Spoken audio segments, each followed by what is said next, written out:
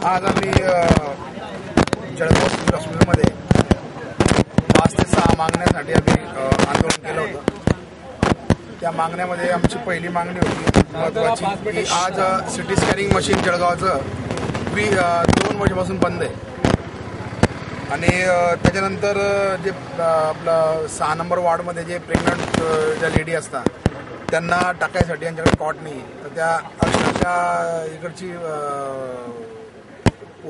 Position अशी आहे की त्या महिलांना खाली जमिनीवर प्रेग्नंट महिलांना खाली जमिनीवर हे असतं, म्हणून आम्ही कॉटची पण मागण्या केलेल्या आहे। आणि तिसरं म्हणजे अपंगांसाठी यांनी दलाल लोक नेमलेले आहे। अपंगांसाठी जे सर्टिफिकेट लागतं त्या अपंगांच्या सर्टिफिकेटसाठी हे